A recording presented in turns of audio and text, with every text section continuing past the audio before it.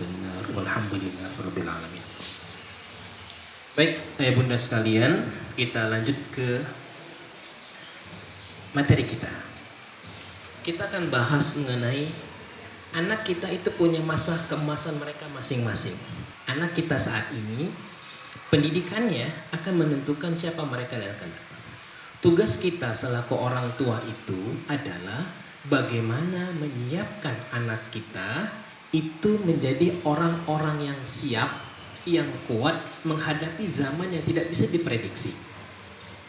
Tugas kita orang tua itu adalah menyiapkan anak-anak kita itu menjadi anak-anak yang siap, yang kuat menghadapi zaman yang tidak bisa diprediksi sama sekali. Karena kita tidak ingin nantinya anak kita menjadi anak-anak yang lemah.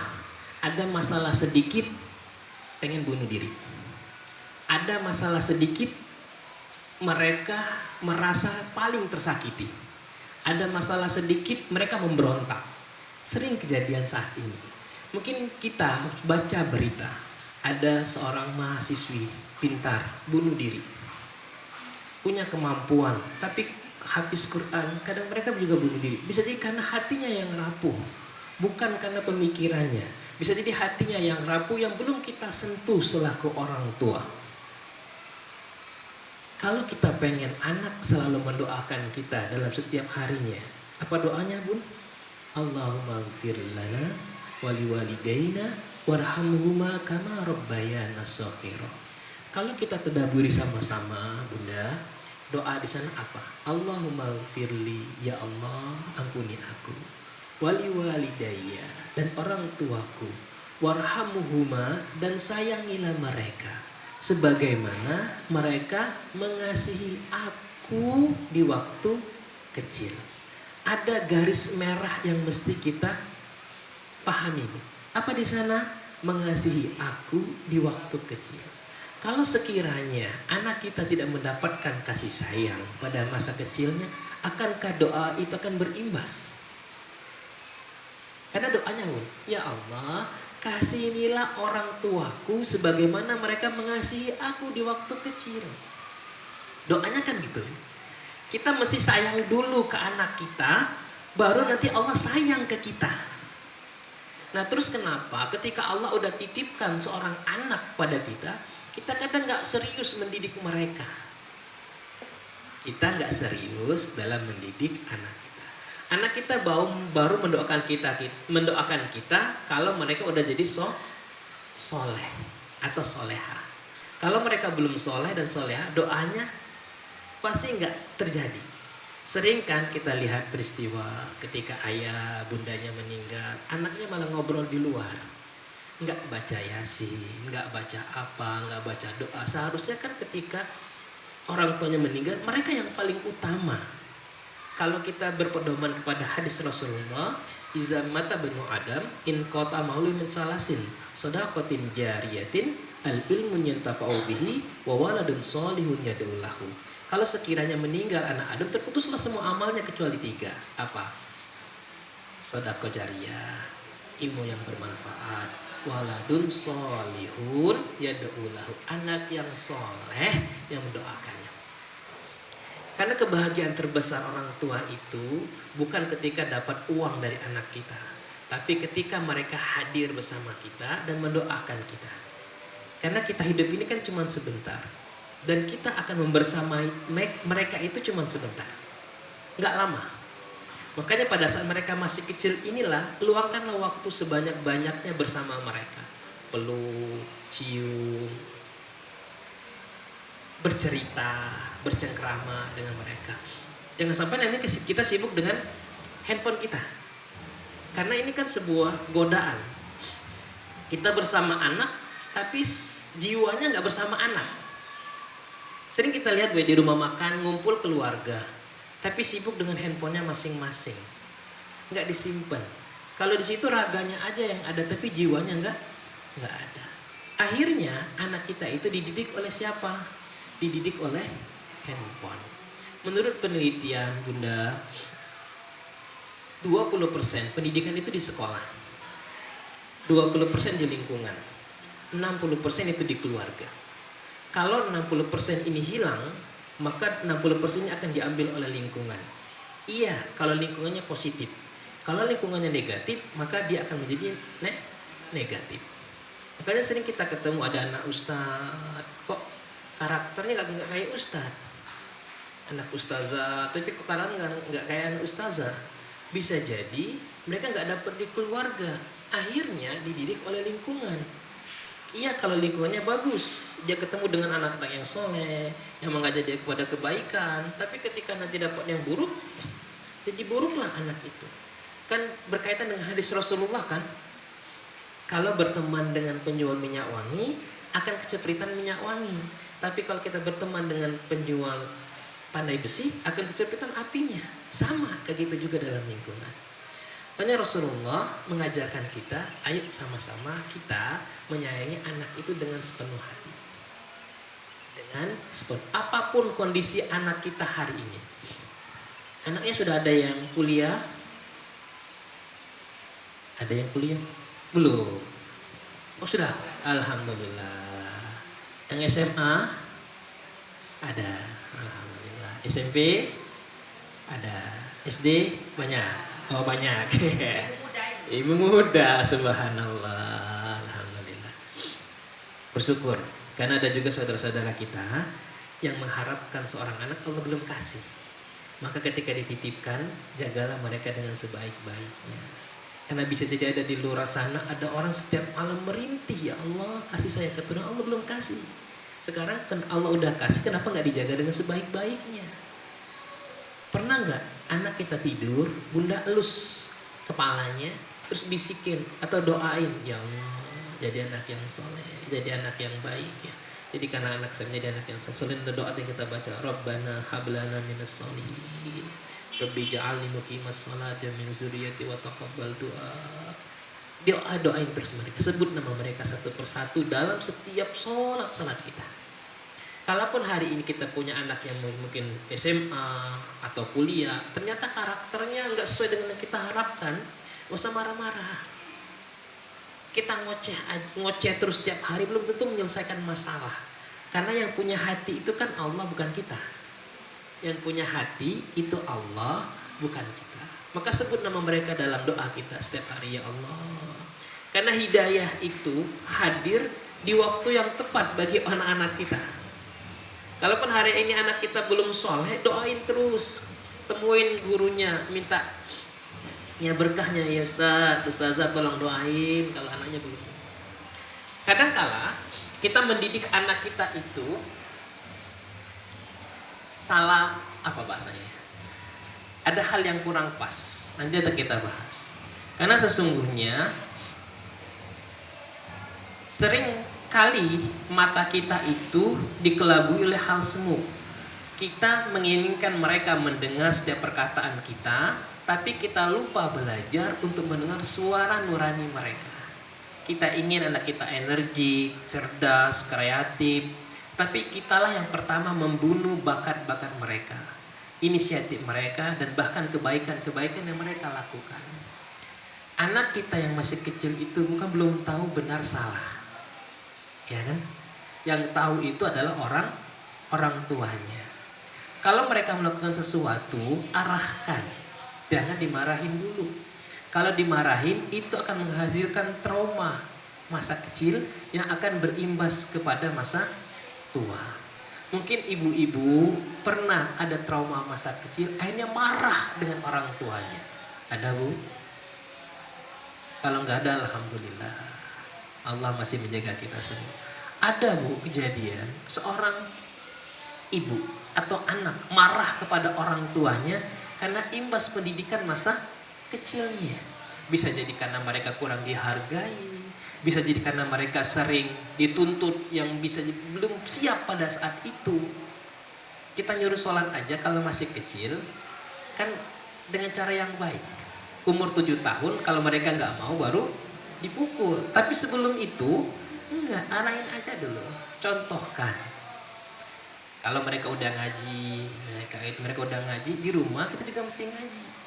Meskipun kita sedikit-sedikit, karena mencontohkan. Kalau anak SMA Bu, unik dia. Kalau kita nggak kasih contoh, mereka komplain. Ibu nyuruh ngaji aja, ngaji enggak. Ibu nyuruh nutup aurat, ibu nggak nutup aurat. Makanya kita mesti menumbuhkan karakter itu. Kalau kita pengen didengarkan, karena kita mesti memberikan contoh dan kasih sayang terbaik bagi anak-anak kita. Suatu hari ada seorang anak yang lagi belajar melukis.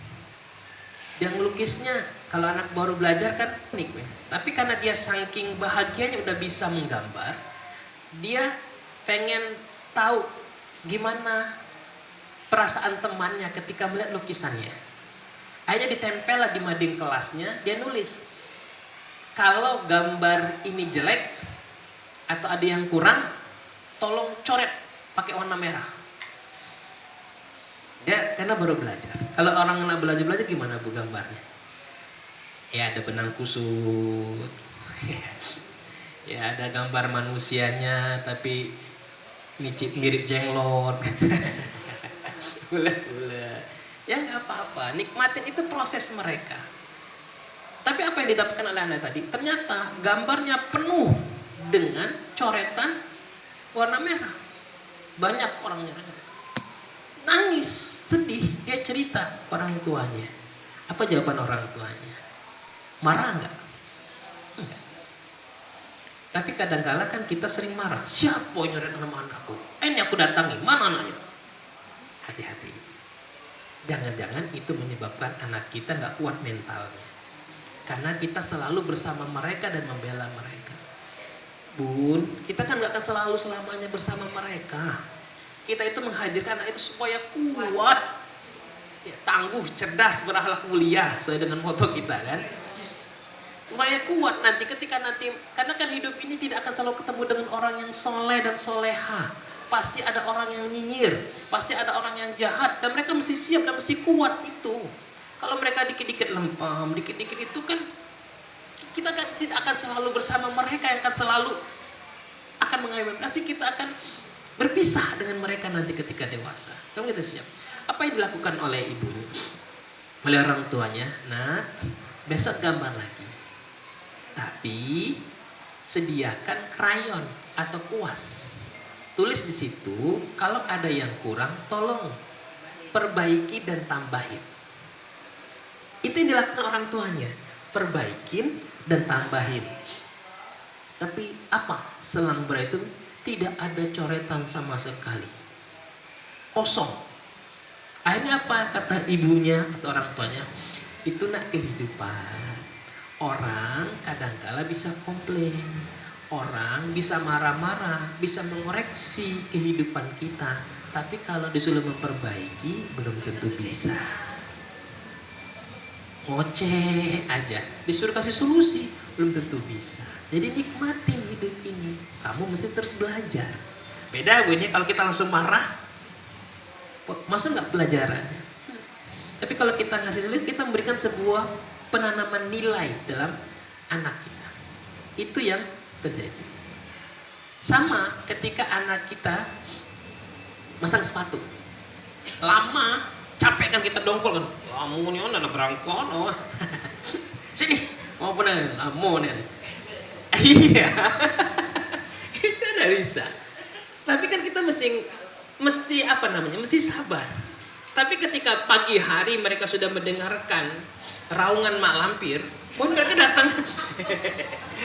datang ke sekolah, mereka nggak bahagia. Kenapa? Karena udah oceh gara-gara masalah sepele. Masalah dia belum bisa pakai sepatu. Tapi kan namanya proses, nggak bisa langsung ujuk-ujuk kan. Kita aja Bun, lahir ke muka bumi ini nggak bisa langsung jalan. Pasti tengkurap dulu, baru nanti merangkak, baru bisa berjalan. Itu tertati-tati. Nggak bisa langsung pakai baju sendiri, tapi bertahap. Nggak bisa langsung masuk mulut, pasti dia kemana-mana. Itu juga proses dalam mendidik anak. Sabar. Tapi kalau di pagi hari itu ya Allah, cobaannya luar biasa. Kalau lagi nggak sabar ya Allah, kita peluk aja anak kita. Kak, Bunda sayang kamu, Bunda. Kamu bisa insya Allah. Oh ya Allah, astagfirullahaladzim. Ya, didoain. Itu yang mesti kita latih. Tapi kan kita latah kadang kan. Latah nggak sabar. Udah injury time, kadang dia bangunnya mencela-mencele. Kita sholat subuh kaget dulu, nunggit dulu, dia kesana kemari, dia minta gendong. Pengalaman ini ada gitu. Pagi hari itu kan masa-masa kita menguji kesabaran luar biasa. Belum bapaknya minta lagi sarapan, belum ini, belum minta kopi, semuanya. Enak kalau suaminya bisa langsung kan. Tapi kalau nggak langsung pengen disediakan selalu oleh istri, lumayan rempong di pagi hari. Ujiannya luar biasa. Tapi disitulah kita melatih, kita belajar bersabar. Sama Bu, ketika ibu ada cekcok dengan suami, tolong untuk tidak marahin suami di depan anak. Mesti pernah dongkolnya gitu, ngoceh ya. Ada salahnya. Kalau bisa di kamar aja. Karena ketika ibu memarahin suami di depan anak, kalau nanti jadi anak dilihat oleh anak perempuan, itu mengajarkan kepada mereka untuk tidak menghargai suami ketika mereka punya suami.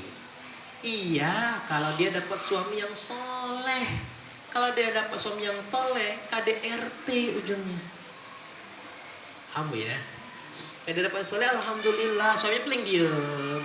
Tapi kalau dapatnya nggak soleh, melawan, KDRT ujungnya. Kan sering terjadi kan Bu, sering terjadi peristiwa kekerasan dalam rumah tangga. Bisa jadi itu munculnya, nggak bisa disalahin juga. Ini gara-gara suaminya, belum tentu juga. Kita kan mesti tahu, mesti melihat dari berbagai sisi. Makanya kalau kita pengen didengarkan anak, kita juga mesti mendengarkan mereka. Kalau mereka cerita, pulang sekolah mereka berlari pengen cerita, kita lagi sibuk, ya udah hentiin dulu, dengarin cerita apa. Karena ketika nanti mereka dewasa, mereka gak akan cerita lagi ke kita. Kita yang merindukan ceritaan mereka, tapi mereka gak mau cerita. Karena selama ini, prem dalam otaknya sudah tertanam, kalau cerita dengan bunda gak mau dengerin. Kalau cerita dengan ayah gak mau dengerin, ngapain cerita? Akhirnya dia ceritanya ke siapa Bu? Ceritanya ke media sosial. Kalau anak perempuan, ceritalah dengan teman laki-laki. Iya, kalau teman laki-lakinya soleh. Kalau teman lakinya yang gak soleh, ujung-ujungnya kan kalau lagi mau pengen, bisa aja didengarin. Oh, ini ujungnya jatuh cinta. Endingnya kadang berzina. Karena menurut survei di Indonesia, 10 dari perempuan itu pasti ada 5 yang tidak perawan lagi. Ini surveinya. Dan kebagian kayak saya punya anak perempuan semua khawatir, ya Allah, kok zaman gini amat ya. Itu kalau dia pacaran, tantangannya lebih besar. Laki-laki, pornografi kan. Belum lagi nanti homo lesbi. Enggak orang kan menghajar kita kan gitu. Kalau nggak dengan pacaran, akhirnya homo lesbi. Dan itu banyak orang yang pengen menerkam anak kita di luar sana, itu banyak. Makanya kita sedih, ya Allah, anak kita udah kita didik dengan cara yang baik, di sekolah diajarin Al-Quran dan lain hal. Tapi di luar sana orang sudah siap menerkam anak-anak kita. Ketika mereka nggak dapat di keluarga, mereka akan diterkam oleh orang yang di luar sana. Makanya sering kita dengar, Pak, anaknya sudah sekolah Islam masih karakternya kayak gini ya. Makanya kita selaku orang tua, ya Allah, istighfar banget kita, banyak-banyak istighfar ke Allah, ya Allah, mudah-mudahan anak kita dijaga. Makanya kenapa Nurul Ilmi punya program untuk juga kajian orang tua, supaya nanti bukan saja anaknya yang soleh, tapi juga orang tuanya yang soleh juga soleh, biar sama-sama bersinergi, sama-sama mendoakan anaknya jadi lebih baik. Karena peran orang tua juga besar. Karena kita di SMA kan agak unik tingkah laku anak-anak. Dan itu kita kadang survei, kadang kita mesti ngawasin mereka 24 jam di handphone. Kita merubah nama kita jadi nama anak gaul XXXYYY supaya nanti di-add oleh mereka. Karena kalau nggak itu, mereka kalau pakai nama saya Ustadz Ahmad Nopo, ini kepala sekolah nih, nggak mau dia nge-add ya. Nah, makanya kita kadang merubah nama kita jadi XX, foto kita jadi Korea. Ganteng Bu kalau di media sosial, nggak ada foto kita sama sekali. kita gantung dan lain. Supaya nanti mereka mau nge-add kita. Jadi kita tahu karakter anak kita. Oh, ternyata ada yang kalau di media sosial ngomongnya kurang pas, ngomong jorok. Oh, ada yang terkait kepada pornografi. Oh, ada ternyata bergaul dengan laki-laki atau perempuannya berlebihan. Supaya nanti kita ngontrol anak-anak kita. Capek? Ya emang iya. Ngapain ngurusin anak orang 24 jam? Tapi memang itu tugasnya. Tugas orang guru itu adalah mendidik anak supaya nanti mereka berhasil, karena mereka lah nanti akan memimpin bangsa ini. Dan itu juga mesti diketahui oleh orang tua. Tapi kadang ada juga orang tua yang gak mau tahu karena kalah dengan anak. Padahal kita juga mesti menanamkan, karena mereka ini yang akan mendoakan kita. Kalau mereka punya bakat, ya udah didorong aja. Selagi tidak bermaksiat kepada Allah, arahin. Mereka pintar lukis, ya udah diarahin aja. Mereka pintar ngaji, ya udah diarahin. Mereka pintar desain, ya diarahin. Supaya nanti bisa mendesain model-model pakaiannya muslimah yang bagus, yang tidak terbuka. Karena kan sering kita lihat sekarang pakaian perempuan kan terbuka, kan ada perang pemikiran kita. Kalau yang cantik itu yang kelihatan pusatnya, yang rambut pirang, yang seksi, dan itu lumrah. Padahal yang ketutup itu yang bagus. Karena laki-laki itu makhluk visual. Ketika mereka melihat bentuk tubuh seorang perempuan, mereka akan membayangkan. Ini penelitian. Ya, laki-laki masuk Islam. Hanya kita mesti mengisi ruang jiwa anak kita. Dengarin cerita curhatnya. Dengarin betul apa. Ketika anak kita yang kecil itu, ketika mereka cerita, dengarin. Yang masih SMP, dengarin. Kalau mereka bilang, "Ma, ini kan SMP ya, saya suka dengan kakak ini, Ma." Jangan langsung bilang, "Haram, nggak boleh." Nah, kayak kena marus terkena. Haram, nggak boleh. Ada apa-apa? Nggak, dengerin dulu. Oh, memang alhamdulillah anak mama, anak bunda suka dengan laki-laki. Emang itu fitrahnya. Fitrahnya alhamdulillah. Tapi untuk sekarang belajar dulu yang terbaik. Jadi wanita yang mempesona. Kalau nanti terlalu dekat, itu nggak belajarnya konsen lagi. Kalau ada apa-apa cerita ke bunda aja ya. Udah gitu. Kalau dia dekat dengan ayahnya, sosok ayah, biasanya untuk jatuh cinta kepada laki-laki jarang. Kalau dia udah dekat dengan ayahnya. Ini anak perempuan ya. Kalau dia laki-laki dekat dengan ibunya. Makanya ayah itu harus sering membersamai anaknya. Karena ayah itu cinta pertama anak perempuan. Makanya peran pendidik itu bukan hanya di ibu, tapi di ayah juga. Bukan hanya ngasih duit, tapi mereka juga mengajarkan kasih sayang. Dengarin. Meskipun laki-laki itu pendiam, tidak banyak cakapnya, tapi dia kan bentuk sayang. Terus, bunda, hindarin untuk menjelekkan suami di depan anak.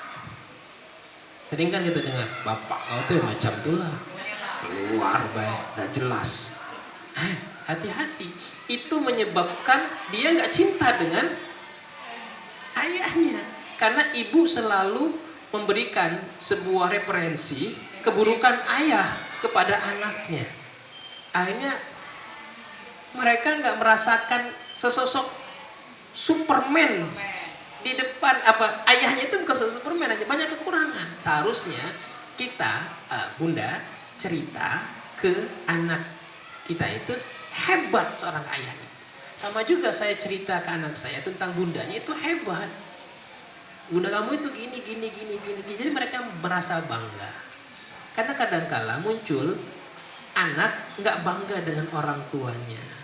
Bisa jadi selama dia kecil dulu, dia mendengarkan referensi keburukan dari bundanya mengenai ayahnya. Ayah kau tuh lebih kentut, busuknya.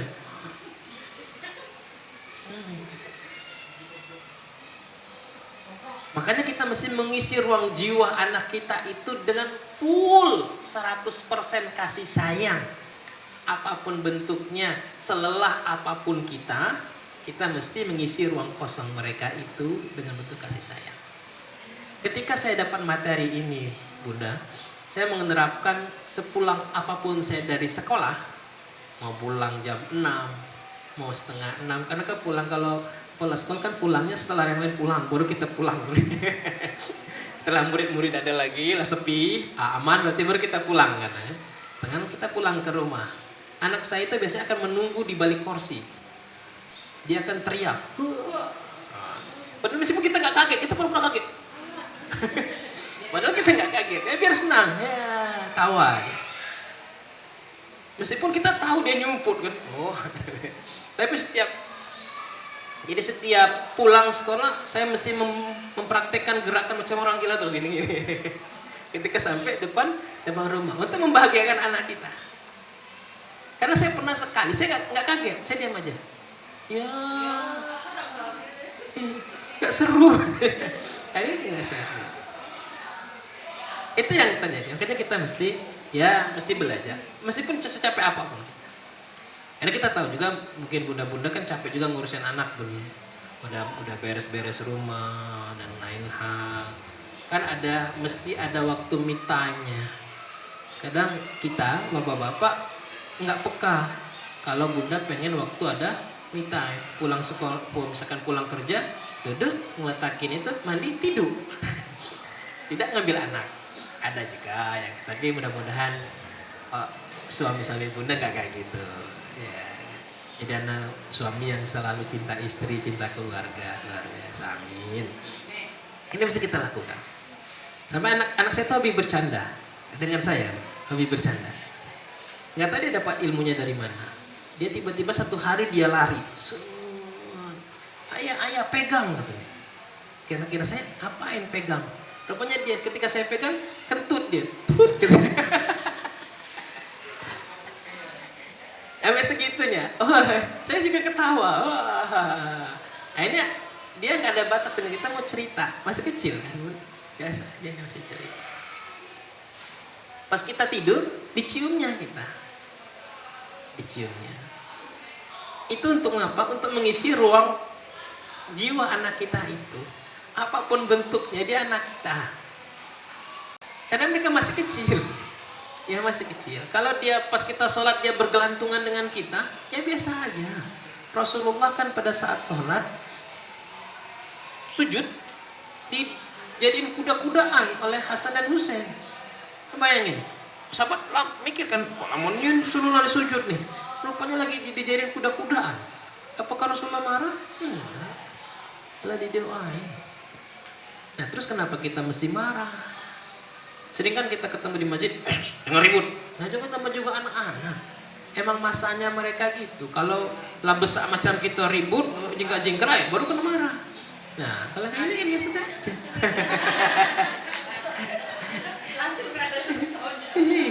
Nggak apa-apa. Minta uang jajan ya.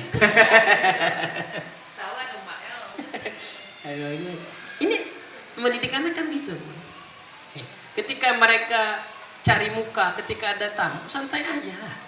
Emang itu masanya mereka pengen dapat perhatian orang tua. Kita kan kadang marah, tahu ini ada tamu, cubit gede. Hati-hati. Jangan-jangan itu memberikan trauma ke mereka. Ketika ada tamu, mereka capek cari perhatian kita, ya udah, nikmatin aja. Dan juga anak-anak. Tapi kalau di tempat orang lain, mesti dididik juga. Jangan nanti dia ngabisin kue orang lain, mesti dididik. Makanya mesti bikin sebuah komitmen bersama. Kak, kalau nanti ke tempat kawan bunda, jaga diri baik-baik ya. Boleh ambil makanan tapi satu. Janji, janji. Saya sering kayak gitu loh dengan anak saya. Ketika dia pengen ngambil lebih, pengen ngodok-ngodok, janji berapa tadi? Oke, katanya oke. Kan udah tahu dia. Karena kita kan pengen memberikan sebuah penanaman Jangan sampai kita mengingkari janji kita. Jangan sampai kita mengingkari janji kita. Karena bagi mereka itu sebuah luka yang cukup dalam ketika kita mengingkari janji. Karena kita lagi mengisi ruang jiwa yang kosong di hati mereka, itu mesti kita tepatin betul. Kemarin pun ketika Allah kasih rezeki, tim kita di SMA kan dapat rezeki ke luar negeri. Ya, yang ke luar negeri. Iya. Karena Allah kasih rezeki, dapat rezeki ke luar negeri. Saya udah janji ke anak saya, Kak, nanti kalau ayah berangkat, kalau ada rezekinya ikut ya. Oke ya, tapi rajin-rajin doa, minta tolong ke Allah supaya Allah makin sayang dengan kita, Allah kasih rezekinya. Allah kasih rezeki, bisa berangkat, tapi ternyata tiketnya habis. Pada saat dia mau berangkat, tiketnya habis. Waduh, saya langsung bingung, ya Allah, gimana ini? Ya cerita ke istri, saya bilang, ngapain ya janji dulu katanya. Kan jangan janji dulu kalau belum pasti katanya. Waduh, ya Allah. Saya bilang lagi, nangis dia hari itu, karena kan datang nggak bisa berangkat. Lama dia nangis dia. Ya Allah, dia gini aja kayak nanti ayah ganti dengan yang lain aja boleh ya. Kita ke Citra Raya, kita nginep staycation di mana nanti. Akhirnya dia menenangkan diri dia sendiri. Baik ya, kita kini aja deh katanya, sambil renang ya. Oke. Tapi tetap doa ya, tapi dia tetap diulangnya. Tapi nanti kalau tantenya bisa berangkat nggak ya? Oh, berarti masih ada keinginan, meskipun dia sudah menenangkan dirinya untuk diganti dengan yang lain. Ya mudah-mudahan, berdoa aja dulu. 2 hari berikutnya Allah kasih rezeki bisa berangkat, tapi nambah uangnya, nggak sesuai dengan hitungan kita. Tapi nggak jadi masalah, berangkat. Sama, akhirnya berangkat ya, bisa ikut kita sama-sama mengisi cinta ayah ke anak. Makanya istri saya sering bikin status dia, isi cintamu untuk putrimu. Ya saya oke. Akhirnya saya ngisi selama 7 hari dengan putri saya, tidur sama dan lain hal, sholat dan lain hal. Untuk ngisi ruang jiwa mereka itu. Kalau bunda punya anak laki-laki, sering-sering ajak makan bersama. Tapi handphonenya ditinggal. Jangan sibuk masing-masing dengan handphone. Kita kadang sibuk masing-masing dengan handphone kan punya. Handphonenya masih ada, sibuk kita ngechat orang. Tunggu dulu, ada sesosok jiwa yang mesti kita temanin, mesti kita dengarin. Kalau anak laki-laki mereka tidak mau ditatap pun ya. Ketika nanti bunda lagi tausiah, terus mereka nggak natap bunda, santai aja, relax. Karena itu laki-laki.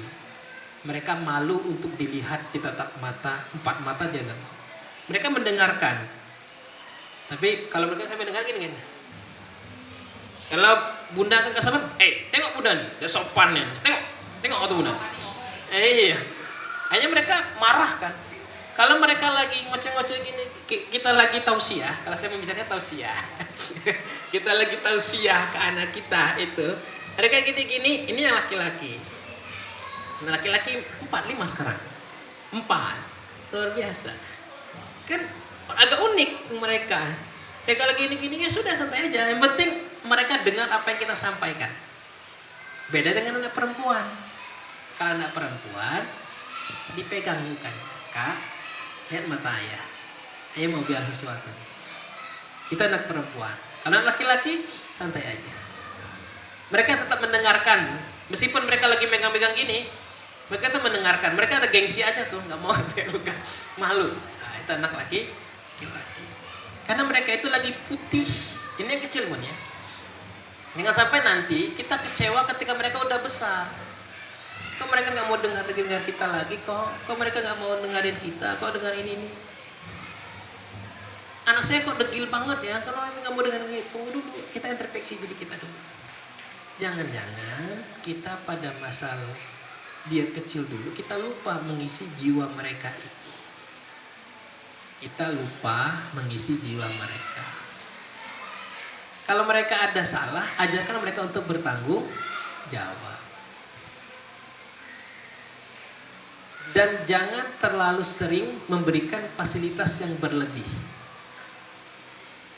Sekali-kali misal kita punya ruang kamar AC, sekali-kali nggak usah pakai AC. Untuk melatih apa? Agar nantinya mereka pada saat ketemu dengan ruangan yang nggak ber-AC, santai aja.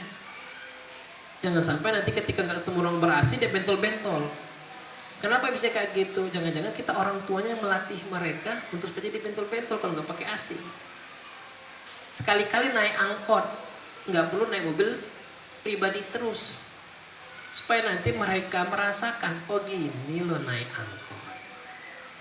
Sekali-kali makannya berasnya keras, atau launya cuma telur aja dengan pakai kecap.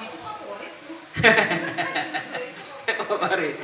Atau hanya pakai garam aja. Karena kita nggak tahu bun ya, kondisi kita kan nggak bisa menjamin akan selalu jaya, nggak akan selalu berada di atas. Bisa jadi kita nanti akan berada terpuruk di bawah.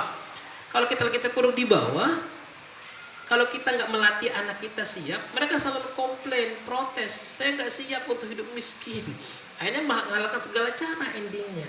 Tapi ketika mereka udah terlatih, menikmatin itu, mau kondisi mau naik angkot, mau nggak pakai AC, mau di mana-mana pun bebas nih. Emang dulu bunda langsung pakai AC tidurnya? Enggak kan? Emang langsung pakai punya mobil kan? Enggak. Nah terus kenapa dengan anak kita nggak kita latih mereka seperti kita dulu? Dengan alasan saya sayang anak, jangan-jangan itu bukan sayang anak. Jangan-jangan mereka nggak siap. Hanya di kita di sekolah kan nggak mengatur pola makan bun ya, nggak selalunya ayam, nggak selalunya ini, supaya nanti anak kita terlatih. Tapi seolah itu sudah 4 sehat 5 sempurna, karena ada telur, ada ayam, ada daging, tahu, tempe dan semuanya. Tapi kan berganti-gantian. Supaya apa? Melatih anak kita supaya siap nantinya. Apapun yang diterima di masa itu dimasak. Coba bayangin kalau nanti, ya mudah-mudahan Allah selalu jaga kita. Kalau kejadian kayak kita, saudara-saudara kita di Palestina, sanggup nggak anak kita? Kalau kejadian seperti saudara-saudara kita di Palestina, Indonesia pada kita nggak ada yang tahu kan? Kejadian sama saudara kita di Palestina yang makannya nggak bisa dan semuanya nggak bisa, keluar nggak? Jangan-jangan nanti banyak orang gila nanti ujung-ujungnya. Stres kan? Karena nggak siap dengan kondisi. Sekali-kali kadang kita bawa mereka naik gunung atau hidup di hutan yang nggak ada sinyal semuanya, supaya mereka terbiasa. Kalau di SMA kan ada 1 bulan nggak pakai handphone, mereka di Bari, kan mereka terbiasa. Akhirnya supaya nanti nggak kecanduan. Pulang-pulang dari sana selain daripada bahasa Inggris, mereka udah terbiasa bangun jam 3, sholat tahajud, sholat subuh berjamaah dan lain. Karena dijaga terus oleh gurunya kan, dibangunin, nggak punya handphone dan lain. Supaya untuk ngelatih mereka. Bukan kita kejam, enggak. Kita melatih mereka supaya siap dalam kondisi apapun di masa yang akan datang. Karena kan mesti dilatih. Kalau mereka salah, ya meskipun salah ke orang tua kan, ketika anak kita salah kita pengen membela anak kita kan. Tapi ketika mereka salah, ya udah lihat dulu apa kesalahannya. Apakah salah temannya atau salah dia dan lain hal. Diajarin mereka untuk bertanggung jawab. Ketika mereka melakukan sebuah kesalahan, nggak usah dibela, santai aja. Bukan bunda nggak mau bela, bunda pengennya anak bunda itu bertanggung jawab atas konsekuensi yang kakak, abang pilih. Nah, kalau sudah dewasa SMP, SMA kan agak unik-unik tingkah lakunya. Ajarin mereka untuk bertanggung jawab. Ketika mereka salah, mereka mesti menanggung bebannya. Kita yang melatih aja, doain yang terbaik. Usama bin Zaid memberikan kesaksian. Sewaktu aku masih kecil, Rasulullah pernah mengambil aku dan didudukkan di pahanya. Sedangkan Hasan didudukkan pada paha beliau yang satunya. Kemudian kami berdoa, kami berada di dekapnya itu kayak dipeluk. Seraya berdoa, ya Allah, kasihlah keduanya karena aku telah mengasihi keduanya. Itu doa. Berarti Rasulullah itu mendoakan. Kita kan mesti mengasihin mereka full 100%. Apapun bentuk anak kita hari ini, itu anak kita. Mesti mencintai mereka 100%.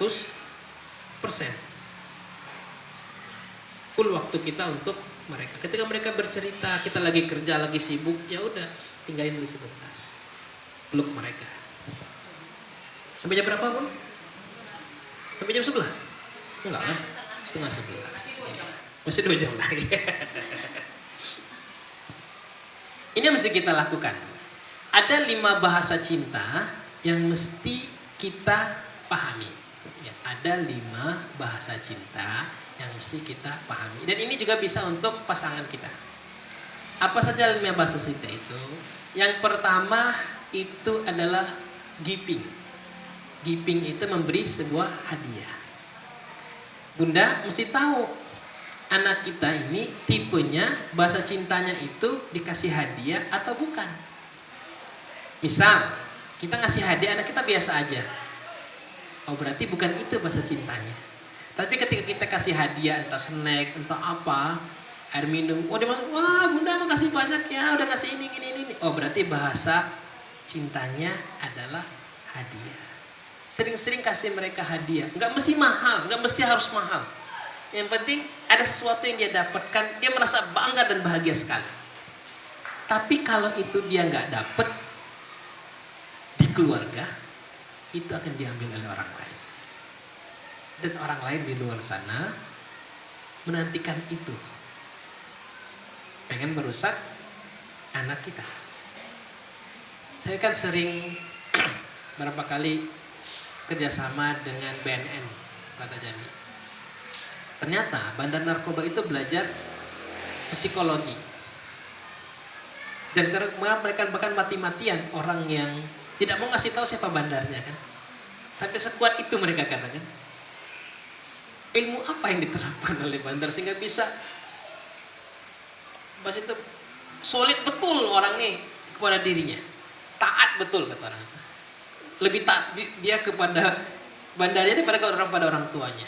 Ternyata dia menerapkan perhatian, cinta, peduli, percaya, care, trust, and love itu full.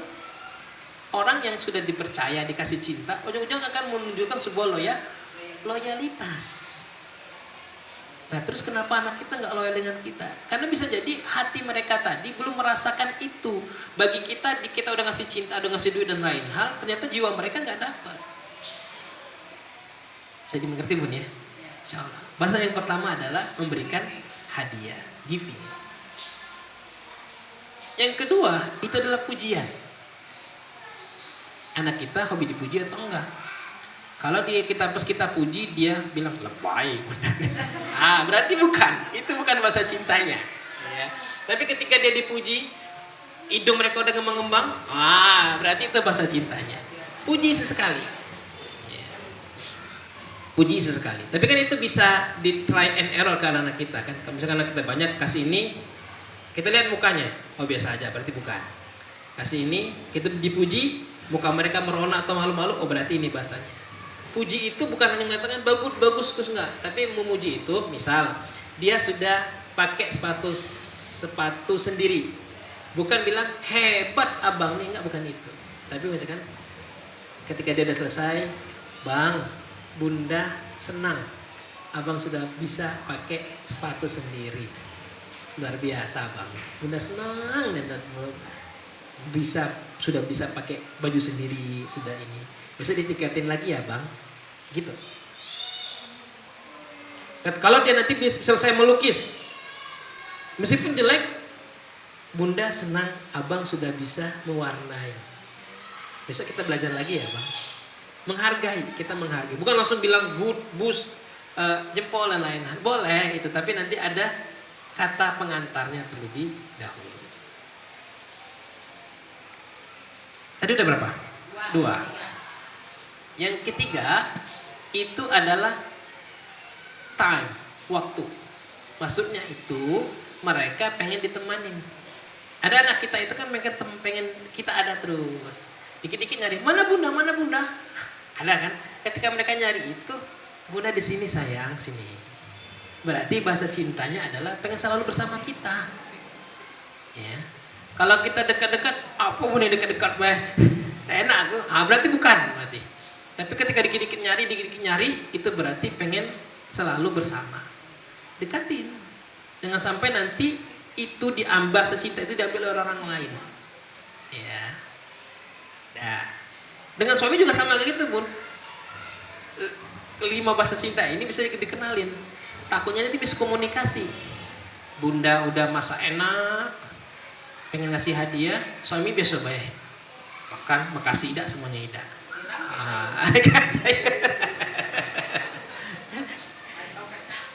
Capek. Tapi bisa jadi karena itu bukan bahasa cintanya, jadi dia nganggapnya flat, biasa aja. Udah kita ngasih hadiah dia mau, udah kita puji-puji di flat juga, berarti bisa jadi itu bukan bahasa cintanya. Jangan marah,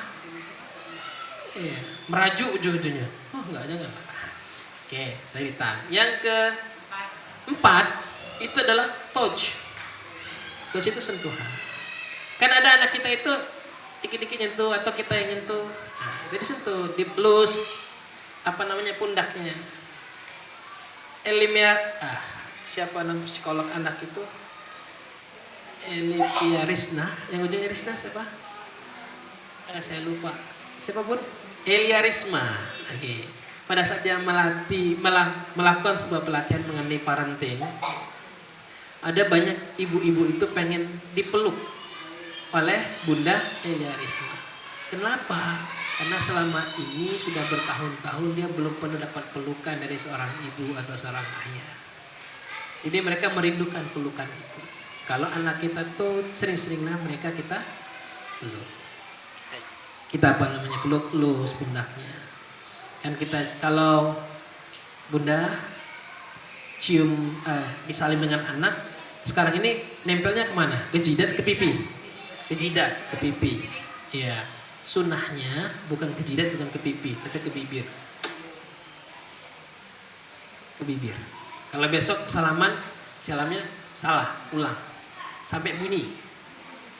Iya, karena sunnahnya gitu. Ke bibir, bukan ke sini, bukan ke sini, tapi di sini. Sunnah Rasulullah itu dicium. Makanya orang Arab gimana? Pasti gini kan? Yang ada pemimpin-pemimpin besar itu, ulama-ulama gimana dia salaman, nyium itu pasti dia di bibir, bukan di jidat, bukan di sini. Tapi dengan orang lain ya nggak jadi masalah. Tapi kalau dengan kita, usahakan untuk bisa ciumnya itu di bibir. Saya sering anak saya kalau dia salamin jidat ulang. Kenapa? Mesti di bibir, nggak ada suara. Di cium.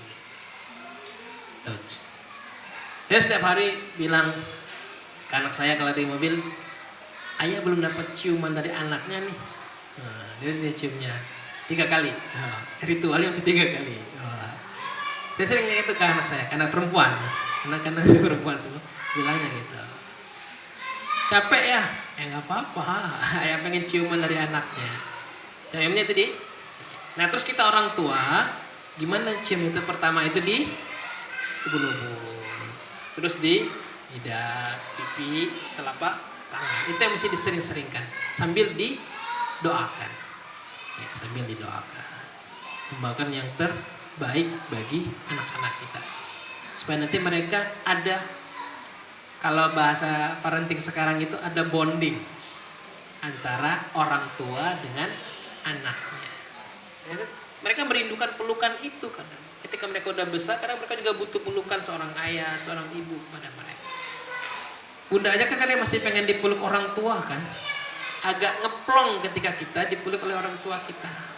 Beban yang selama ini berat, akhirnya nyes katanya. Ini agak hilang ketika ada pelukan dari orang tua atau orang yang kita cintai dari suami. Bunda akan lagi berat-beratnya masalah, ketika dipeluk suami kan agak plong. Minimal nangis di pundak suami kan agak plong. Daripada nangis di bantal kan tidak enak. Kenapa lebih hangat? Berapa tadi? Oh, tadi hadiah, terus pujian, touch, yang time udah tadi ya. Giving udah, pujian udah, time udah, sentuhan udah. Sekol lagi apa ya? Enggak. Kalau uang kita masuk ke giving. Ya. Pujian, giving, time, touch, apa? Satu lagi, kok saya lupa ngeblank saya. Iya. Apa 5 bahasa cinta? Saya lupa. Apa? Satu lagi. Ngeblank. Giving, di pemberian hadiah, sentuhan, terus itu time, waktu, apa lagi terakhir ya? Saya lupa jadinya. Nanti jadi PR Bun ya. Ya, saya lupa 5 bahasa cinta. Coba saya searching dulu di Google. Mudah-mudahan ada. 5 bahasa cinta.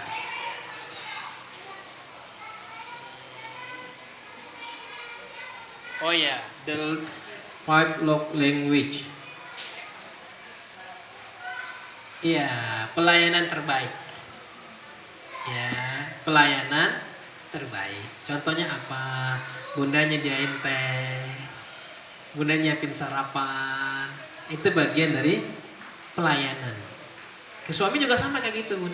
Kalau misalkan bunda nyediain teh, suaminya menanggapinya biasa aja, bisa jadi itu bukan bahasa cintanya. Ya, itu 5 bahasa cinta yang bisa kita terapin dalam keseharian kita. Supaya nanti kita nggak salah nerapin bahasa cinta, ini kita ngedumel karena yang kita cintain nanggapnya biasa aja. Kenapa mendidik anak itu penting? Karena kita yang akan ditanya. Kita yang akan ditanya. Anakmu dididik seperti apa dan mau dibawa kemana? Ketika kan kita anak-anak kita yang kecil kayak gitu, Bun. Kalau pendidikan kita nanti mereka kehilangan kasih sayang pada saat kecil, kan sedih kita. Atau lagi di sekolah ini bukan penitipan anak. Kita mesti juga full mencintai mereka 100%. Bukan menyerahkan semuanya ke guru. Betul, guru mendidik, tapi tadi kan cuma 20%. Alhamdulillah lingkungannya kan di sini aja 60% ketemu dengan lingkungan baik kan. Kita di rumah juga mesti full pendidikan mereka itu.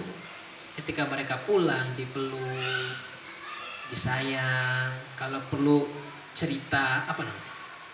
Bacain cerita sebelum mereka tidur. Ini masih kecil. Karena ketika mereka udah dewasa, mereka nggak mau lagi dengerin itu. Udah beda bahasa cintanya, udah beda pola mendidiknya. Tapi ketika masih kecil itu, isi kekosongan jiwa mereka itu dengan sebaik-baiknya. Jangan sampai nantinya ketika kita mendidik anak, versi kita, pengennya kita, tapi kita lupa bertanya kepada pengennya anak kita seperti apa. Kita lupa bertanya bagaimana anak kita itu seperti. Bunda udah kenal dengan karakter anaknya masing-masing. Salah udah. Ya, udah tahu gimana anak kita. Oh, udah cek Stephen, subhanallah. Karakter anak kita seperti apa sehari-harinya. Dan jangan membeda-bedakan anak kita dengan saudara-saudaranya yang lain. Ya, anak kita itu punya keunikan masing-masing. Kakak A, B, C, D punya kelebihan masing-masing. Sering kan kita kecoplosan selaku orang tua. Tengok kakak kau tuh rajin dia belajar. Kemana-mana kau kesana kemari. Ngapal tak mau ini tak mau. Tunggu dulu. Jangan-jangan itu menyakiti hati. Bisa jadi cara mereka belajar berbeda. Ketika anak, karena kan ada yang introvert, ada yang extrovert. Ada yang kalau ngapal jalan-jalan. Ada yang mesti diam tunak di kamar. Beda-beda. Dan itu keunikan kita masing-masing. Makanya mesti apa bahasa itu? Mesti full mencintai mereka itu. Saya pernah membaca sebuah artikel. Ini tentang parenting. Unik. Ada seorang ibu-ibu punya 4 orang anak. 4 orang anak ini berbeda-beda karakternya. Dan mereka ya kuliah biasa aja. Ada juga yang nggak kuliah jadi dia terempat anaknya ini. Tapi ketika dia ngobrol dengan orang, dia tidak pernah menjatuhkan anaknya atau harga diri anaknya. Meskipun anaknya nggak ada.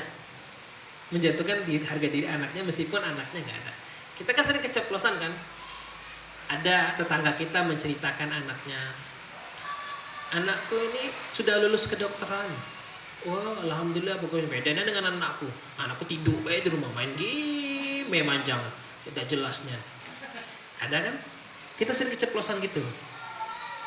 Kalau ibu ini enggak, dia melihat sisi positif anaknya. Ketika orang ini kedokteran, orang nanya, anak kamu gimana bu? Anak saya alhamdulillah sudah selesai sekolah. Sekarang lagi ikhtiar untuk dapat ini, memberikan dia lihat positifnya. Alhamdulillah, misalnya ada yang nggak kerja, alhamdulillah dia sering bantu saya di rumah. Akhirnya saya jadi lebih mudah. Ibu-ibu dibantu nggak nyucinya? Enggak, kalau anak saya sering bantu saya nyuci. Dan lihat sisi positifnya.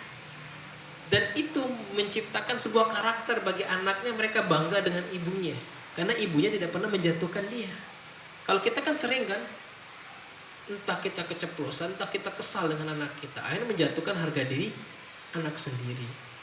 Saya pernah kisah cerita lucu ke tetangga sih, bude saya cerita, ini tengok nah, abang Nina, dia pernah sholat, kata dia apa, dia bilang, anak bude saya itu bilang, mama nih, seharusnya menutupi aib anak sendiri, ini malah diumbar-umbar aja.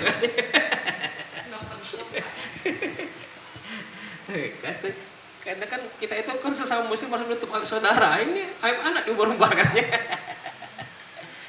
Dia sadar kalau dia salah, tapi tolong jangan diumbar juga kali. Nah, itu bahasa mereka itu kan. Kalau kita ngumbar, endingnya apa bun? Endingnya mereka akan menceritakan keburukan kita juga ke yang lain. Emak gue nih, cewek gak jelas ini. Kan gak enak kita kan. Hanya timbal balik gitu ya. Makanya kita mesti harus selalu memposisikan. Kalau cerita, ya cerita yang positif, yang baik. Ambil sisi positif yang baik, apa yang dimiliki oleh anak kita. Terus arahin. Kalau mereka belum baik, arahin ke yang baik. Misal, dia rajin bantu, tapi sholatnya jarang. Panggil, cerita. Bang, bunda senang punya anak yang sering bantu-bantu bunda. Bahagia bunda. Apalagi abang juga mendoakan bunda. Udah gitu aja, selesai. Gak usah nambah-nambah banyak. Karena semakin panjang kita ceritanya, semakin tidak tersimpan dalam memorinya. Karena anak sekarang kan beda dengan zaman dulu. Anak sekarang ini hobi yang instan. Makanya sering makan mie instan kan. Karena sering dapat yang instan. Tapi kan itu nggak sehat. Kalau mesti diajarin juga mereka untuk bertahan dalam hidup ini. Saya baru menyiapkan materi sampai sana dulu. Sebenarnya banyak punya. Ada sebuah buku yang bisa jadi referensi kita untuk mendidik anak. Ya ada berapa jilid. Jilid yang ini sangat berharga untuk anak kita. Kayak karyanya Muhammad Fauzil Adim, Proyu. Unik. Ya. Dan apa yang kita bahas tadi baru bab pertama dalam mendidik anak. Nah, nanti mudah-mudahan kita bisa lanjutkan di sesi-sesi berikutnya bagaimana cara kita untuk bisa menghadirkan anak kita itu menjadi anak yang tangguh, cerdas, berakhlak mulia. Kalaupun mereka saat ini belum jadi juara, santai aja. Tidak usah marah-marah. Nikmatin hidup itu. Yang penting mereka sudah jadi anak yang baik akhlaknya, baik ibadahnya, alhamdulillah. Karakternya udah baik. Karena kalau untuk bikin jadi anak pintar, bisa kita leskan setiap hari jadi pintar dia nanti. Tapi kalau untuk menanamkan karakter, itu butuh bertahun-tahun. Kalau kita sering nuntut, kok abang nilainya jelek sih? Kok abang nilainya jadi kapan? Tidak pernah belajar ya? Kalau kita selalu menuntut, akhirnya mereka berpikir bagaimana caranya supaya nilai saya tinggi. Nyontek dia, entah dia bikin yang lain. Yang penting bagaimana cara nilainya tinggi. Karena orang tuanya pengen nuntut nilainya tinggi. Kalau nilai anak kita belum tinggi, memang bawaannya segitu, ya udah nikmatin aja. Karena jangan kita terlalu menuntut, akhirnya menyebabkan anak kita berbuat buruk. Anak yang sering terintimidasi, dia pasti akan mencari celah bagaimana supaya dia tidak kena marah. Makanya sering anak berbohong. Bisa jadi anak yang sering berbohong itu karena kita sering marahin dia, entah dia jujur entah dia tidak. Akhirnya kita sering marahin dia, akhirnya dia nggak mau cerita sesuatu. Mesti dikendalikan. Apapun kondisi anak kita hari ini, terimalah mereka apa adanya. Itu yang sudah Allah titipkan ke kita. Diterima dengan sebaik-baiknya. Apapun kondisi anak kita, terima mereka dengan sepenuh hati. Cintai mereka, I love you full 100%. Kalau mereka ada salah, ya akuin kesalahan itu. Buat mereka bertanggung jawab. Konsepnya benar, insya Allah. Karena kita kan pengen menanamkan karakter yang pertama. Kalau bikin orang pintar itu bisa, tapi karakter itu nggak bisa cepat, mesti bertahap dari kecil. Contoh, Bun, kalau lampu merah, sepi, nggak ada polisi, lewat atau jalan terus? Berhenti. Alhamdulillah. Berarti tidak terkecoh dengan pertanyaan saya. Lewat dengan jalan terus itu sama. Tapi ketika Bunda jalan terus, berarti mengajarkan kepada anak kita untuk melanggar hukum, melanggar aturan. Ketika Bunda makan duku di mobil, langsung dibuang ke jalan atau dikantongin? Dikantongin. Alhamdulillah. Karena ketika kita buang ke jalan, itu mengajarkan anak kita untuk juga buang sampah sembarangan. Ketika di jalan hobi ngomongin orang, atau cerita yang baik-baik saja, atau sering berkeluh kesah, macet terus. Inilah gubernur udah jelas nih, jalan bolong-bolong. Ketika itu sering muncul, di anak kita juga akan sering berkeluh kesah. Jadi ketika mereka berkeluh kesah, itulah mama nih, masa lamonian, nggak usah marah. Jangan-jangan kita yang sudah melatih dia untuk selalu berbuat seperti itu. Tapi tanpa sadar kita udah ucapin itu. Sering banyak, kadang bagi kita kayaknya sepele, tapi itu yang terjadi. Saya pernah membaca sebuah artikel, Kak Seto kaget ketika anaknya memarahin sopirnya. Anak Kak Seto memarahin sopirnya Kak Seto. Terus dia mikir-mikir, kapan saya mengajarkan anak saya kok nggak sopan kayak gini? Ternyata kata anaknya, saya pernah lihat ayah marahin sopirnya. Kalau selama ini kita dengar Kak Seto mendidik anak sedang lemah lembut dan lain hal. Tiba-tiba ada ternyata dia marah-marah ke sopirnya di depan anaknya, dan itu yang diterapkan oleh anaknya. Karena anak itu adalah peniru seutuhnya orang tuanya. Kalau kita sering nonton film, pasti dia sering nonton film juga. Kalau dia sering main handphone, bisa jadi orang tuanya juga sering main handphone. Ya. Kalau anak sering main handphone, bisa jadi kita orang tuanya juga sering main handphone. Jadi nggak usah protes, Bun, Ustazah, bagaimana caranya ya supaya anak saya ini nggak sering main handphone? Coba introspeksi diri kita dulu. Jangan-jangan kita dikit-dikit pegang handphone, bangun tidur handphone, murojaah juga handphone, anak kita murojaah kita main handphone, masak handphone, semuanya handphone. Itu dilihat oleh anak kita. Ujungnya mereka juga handphone. Saya sudah mengamati kok muncul ya kayak gini. Saya tanya, orang itu sering handphone, sering. Sini, oh juga sering. Bisa jadi itu. Kita mencontohkan kepada anak kita tingkah laku yang padahal kita nggak suka itu, tapi kita ngelakuin. Ada timbal balik gitu ya. Kita nggak suka anak kita mainin, tapi kita ngelakuin. Sama, kayak misalnya ayahnya ngerokok nih, supaya anaknya nggak ngerokok. Ayah yang ngerokok, ya dia ngelihat contohnya. Ya meskipun dia tidak ngerokok depan kita, karena takut kena marah, di belakang dia ngerokok. Kenapa pengalaman nanganin anak kayak gitu Bun ya? Pasti ada contohnya. Karena SMA kan banyak keunikan masing-masing ya. Ada yang ngerokok diam-diam dan lain. Ternyata di keluarganya kayak gitu. Oh ya wajar. Jadi nggak bisa ya streng-streng amat jadinya kita ya udah. Emang ada proses pendidikan kan berproses bertahap, nggak bisa langsung ujuk-ujuk seperti itu. Karena kita kan yang ditanya nantinya oleh Allah. Kita yang ditanya bertanggung jawabannya mau anak kita diapain. Kalau nanti punya suami titip terus suami carilah rezeki yang halal. Jangan sampai nanti ada yang masuk yang haram. Nanti kalau masuk unik anak kita itu nanti. Kalau ada yang masuk agak unik anak kita nanti. Unik itu gimana Ustaz ya? Entah dia degil, entah dia apa, entah ini banyak tingkah lakunya yang bikin kita ngelus dada. Nah, makanya usahakan nanti diingetin suami. Dan nggak usah nuntut banyak-banyak. Ketika tetangga punya mobil juga pengen punya mobil. Nah, apa yang dikasih suami diterima, ikhlas.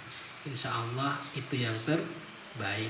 Ketika ayah bundanya luar biasa di rumah, bahagia, dan itu juga nular kepada anak-anaknya. Saya Bun, setiap sore, setiap hari kadang, ngajak keliling keluarga. Jadi anak istri itu keliling, meskipun tidak kemana-mana, cuma ngukur jalan. Ngelihat lampu di Kota Baru, keliling-keliling, balik setelah itu. Di Kota Baru kan ada lampu-lampu, air mancur, dah. Setelah itu pulang, nggak kemana-mana. Itu rutinitas saya pada maghrib kadang. Kalau nggak ada yasinan, nggak ada apa-apa, karena biasa saya pada isya sudah ada pengajian, misi pengajian full. Yang kosong itu cuman malam Ahad. Yang kosong malah karena malam Ahad biasanya istri pengen keluar ngajak makan dan lain karena bete kan kalau di rumah terus gitu. Ya dan bismillah. Itu yang terjadi. Ya, ritual membersamai anak dan keluarga karena dari pagi sore kan udah ditinggal. Jadi kapan waktunya me time ya udah kita cerita di situ, ngobrol, bercanda dan lain hal, ngajak dia main. Jangan sampai kesibukan kita menghilangkan waktu bersama keluarga kita. Ya, kalau perlu aja. Sekali-sekali bunda dengan ayah jalan-jalan berdua, aja nggak apa-apa. Sekali-kali untuk menumbuhkan rasa cinta yang lama. Ya, bisa jadi sudah pudar, sudah lupa. Ya, karena ketika ayah dan bundanya bahagia, romantis, kasih sayang, itu juga akan berefek kepada anak. Karena kadang-kala anak yang unik-unik itu biasanya asal muasal dari keluarga. Entah ada yang broken home, entah karena jauh, entah orang tuanya sibuk bekerja, jadi dia cari perhatian di sekolah dengan cara yang unik-unik supaya gurunya memperhatikan. Iya, gitu. Kalau saya ngil-ngilenya gitu. Ketika ditelusuri, "Bang, orang tua di mana?" "Oh, gini. Oh, iya. Tahu kita. Berarti ada keunikan. Rata-rata yang unik-unik itu biasanya ada catatan di rumah. Yang unik-unik ada catatan di rumah. Saya pernah mendengar sebuah cerita dari Wakasis sekolah. Dia pernah menangani anak yang pernah ngajak berantem gurunya. Ya, ngajak berantem gurunya. Ditenangin dulu, nggak ditanya-tanya, suruh masuk kantor, didiamin dulu. Karena kalau emosi kan nggak bisa langsung ditanya. Setelah dikasih minum, baru nanti ditanya, ada apa bang? Oh ternyata di rumah ayah bundanya lagi berantem. Dan itu kebawa ke dia, akhirnya sampai ke sekolah. Itu yang terjadi Bun ya. Yang unik-unik itu biasanya ada something yang mesti diselesaikan dulu. Ada. Jadi kita nggak bisa langsung ngejudge dia anaknya nakal, anak ini. Bisa jadi ada kejadian yang memicunya. Karena asal muasal anak itu adalah fitrah, suci, bersih. Kita aja yang kadang membentuk merekanya, dia nggak sabaran. Atau kita merasa udah dikasih uang cukup. Suatu hari Sultan Harun ar-Rasyid melihat seorang ulama besar di Baghdad lagi main-main dengan anak-anak, lagi bercanda dengan anak-anak. Sultan ar-Rasyid nyagil, "Syekh, ngapain ngabisin waktu main dengan anak-anak? Enak kerja aja, cari rezeki." Apa jawaban Syekh itu? "Lebih baik saya menyiapkan rezeki di akhirat." Kok bisa Syekh? Dia bertemu dengan anak-anak yang nantinya akan mendoakan kita. Karena bermain dengan anak itu bisa jadi bagian dari rezeki kita di akhirat nantinya. Mudah-mudahan pertemuan kita yang singkat, baru bab pertama, ya, mudah-mudahan ada manfaatnya. Kalau ada mau ditanya, boleh, masih ada 5 menit. Subhanaka wa bihamdika, asyhadu an la ilaha illa anta astaghfiruka wa atubu ilaik. Assalamualaikum warahmatullahi wabarakatuh.